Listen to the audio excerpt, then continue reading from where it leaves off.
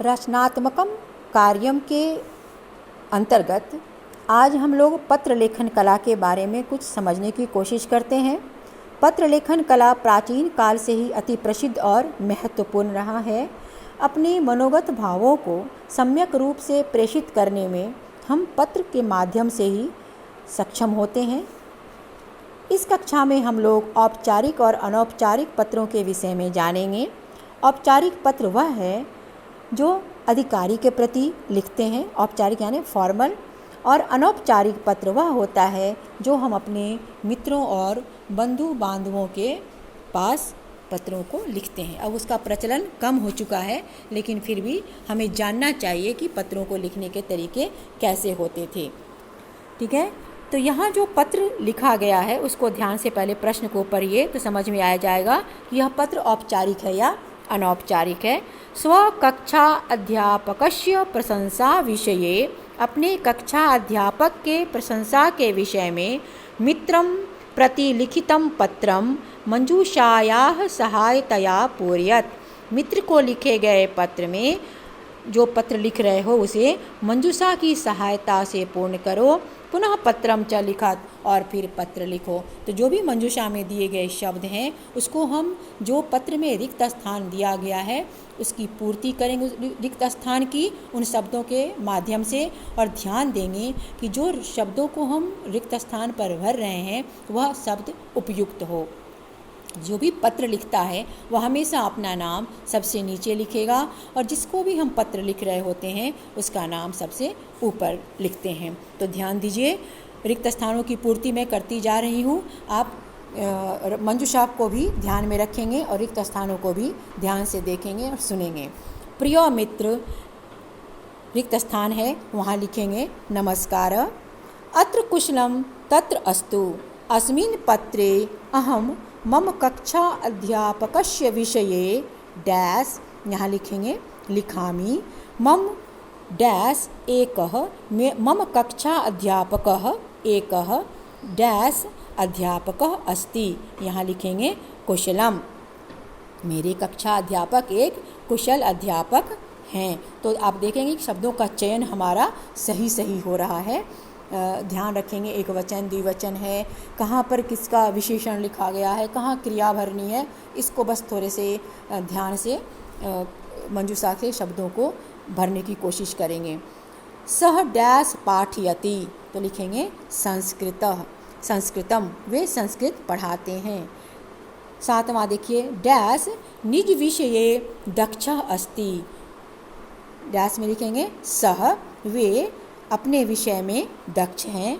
सह अतीव डैश अस्ति विनम्रः, वे बहुत विनम्र हैं। सह प्रियं वदति, वे मीठा बोलते हैं। डैश तस्य आयु दीर्घम कुर्यात्, भगवान उनकी आयु को, तो लिखेंगे यहाँ परमात्मा दिया गया है तो लिखोगे परमात्मा तस्य आयु दीर्घम कुर्यात् सर्वेभ्यः। तो अंत में शब्द जो बच रहा है उसको लिखेंगे नमो नमः। तव मित्रम दीपकः, उसके बाद लिखेंगे तुम्हारा मित्र दीपक। तो इस तरीके से आप जो भी देखते हैं शब्दों को नीचे जो मंजूषा में दिया गया है उसको कैसे पूर्ण करना है और पूर्ण करते जाते हैं। दूसरा एक पुनः पत्र हमने देखा, इसमें लिखा है जो आप ध्यान देंगे। फिर से मैं प्रश्न को पढ़ती हूँ। भवती रश्मि, अब यहाँ आप रश्मि है, कोई भी हो बॉय या गर्ल, लेकिन आपको यहाँ बताया जा रहा है कि आप रश्मि हैं। मैं प्रश्न पढ़ती जा रही हूँ।